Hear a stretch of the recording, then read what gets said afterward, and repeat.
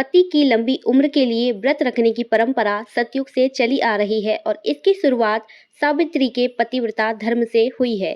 साल भर में सुहाग की सलामती के लिए कई व्रत किए जाते हैं, जिसमें से एक है करवा चौथ का व्रत। कार्तिक माह के कृष्ण पक्ष की चतुर्थी तिथि को करवा चौथ मनाया जाता है। सुहागनें इस दिन पति की दीर्घायु और सलामती के लिए निर्जला व्रत करती हैं और रात में चांद की पूजा के बाद ही ये व्रत पूरा होता है। इस व्रत का सबसे अहम और दिलचस्प पहलू है छलनी में से चांद और अपने पति को देखना, जो इस व्रत के उत्साह को और बढ़ा देता है। अन्न जल का त्याग कर व्रत रखकर रात्रि में चांद को अर्घ देकर यह व्रत पूर्ण होता है। चूंकि व्रत हमारे सुहाग पति की लंबी उम्र के लिए है, इसलिए पूजन में किसी प्रकार की कमी नहीं होनी चाहिए। इसलिए मैं आपको इस वीडियो में बताऊंगी पूजन की सामग्री लिस्ट, जो इस व्रत व पूजन में उपयोगी होती है। तो सबसे पहले हमें एक चौकी लेना है, जिस पर हम शिव परिवार और करवा माता को स्थापित करेंगे। इस पर बिछाने के लिए हमें लाल या पीला वस्त्र चाहिए, जिसे हम चौकी के ऊपर बिछाएंगे, जिसके बाद ही हम मूर्तियों को स्थापित करेंगे। इसके बाद हमें करवा माता की तस्वीर चाहिए होगी। आप इस तरह की फोटो जो मार्केट में मिलती हैं वो भी ले सकते हैं, कैलेंडर भी आते हैं वो भी ले सकते हैं। तो मेरे पास ये फोटो है तो मैंने ये ले ली है। करवा चौथ के दिन शिव परिवार की भी पूजा की जाती है, तो मैंने शिव परिवार की एक तस्वीर ले ली है, जिसमें गणेश जी, माँ गौरी, शिव जी और कार्तिकेय चारों लोग विराजमान हैं और उनके वाहन भी इसमें विराजमान हैं। इसके बाद कथा की किताब जो होती है हमें वो भी लेना है, क्योंकि ये जरूरी होती है। कथा हमें उस दिन जरूर सुननी चाहिए।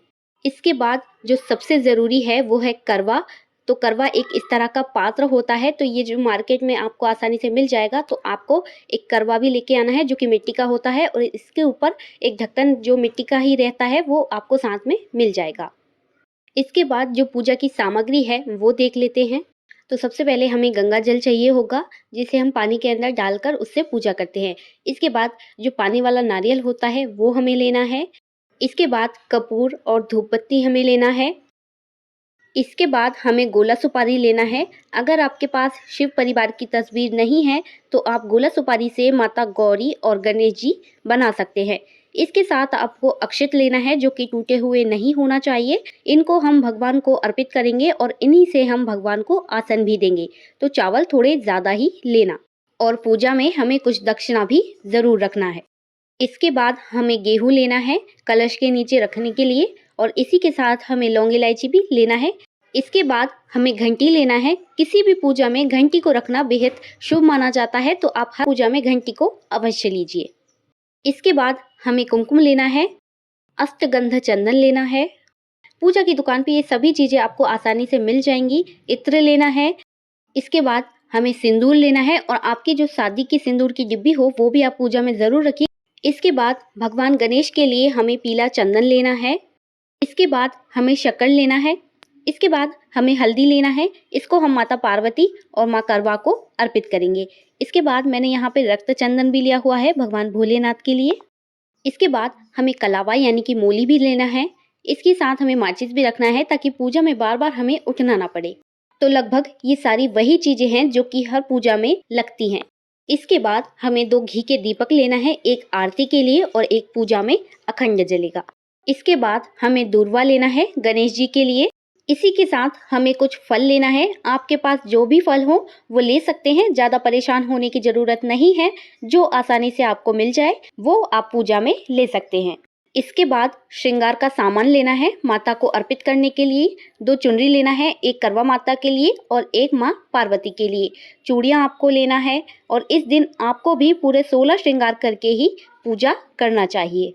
तो आप अपनी श्रद्धा अनुसार जो भी श्रृंगार आप माता को अर्पित करना चाहते हैं वो ले सकते हैं। इसके बाद 1 लोटा जल चाहिए, और इसके अलावा भी और ज़्यादा पानी आप रखकर बैठिएगा, क्योंकि फिर अपने पति के हाथों से आपको पानी भी पीना है। करवा चौथ व्रत में इन सीकों का बहुत महत्व है, तो ये सीके भी आपको ज़रूर लेना है। इसके बाद हमें छलनी लेना है, जिसमें दीपक रखकर हम चांद को देखेंगे और फिर अपने पति को देखेंगे। तो इस प्रकार से कई सारी डेकोरेटिव छलनी आपको मार्केट में आसानी से मिल जाएंगी। इसके बाद आपको जनेऊ लेना है, एक गणेश जी के लिए और एक शिव जी के लिए। कुछ फूल आपको लेना है, जो भी आपको आसानी से आपके आसपास मिल जाते हैं, उन फूलों को आप पूजा में शामिल कर सकती हैं। इसके बाद हमें मिठाई लेना है। कई जगह पर करवे के अंदर मिठाई भरी जाती है और कई जगह पर पानी से इसे भरा जाता है। आपके यहाँ पर क्या रिवाज है, कमेंट में हमें ज़रूर बताना। इसके बाद आपको अपनी शादी की चुनरी भी पूजा में पहन के ही पूजा करनी चाहिए। करवा चौथ के दिन हमारे यहाँ पर कढ़ी चावल और खीर पूड़ी बनाए जाते हैं, तो आपके यहाँ पर जो भी बनता हो वो आप ले सकते हैं। तो वीडियो में मैंने वो सारी चीज़ें आपको बता दी हैं जो कि करवा चौथ व्रत में लगती हैं। आपको अगर ये वीडियो अच्छी लगी हो तो वीडियो को लाइक करें और चैनल को सब्सक्राइब कर लें। साथ ही बेल आइकन को भी प्रेस कर लें ताकि जब भी मैं ऐसी ही महत्वपूर्ण वीडियो अपलोड करूं उसका नोटिफिकेशन आप तक पहुंच जाए। सभी को करवा चौथ की ढेर सारी शुभकामनाएं। राधे राधे।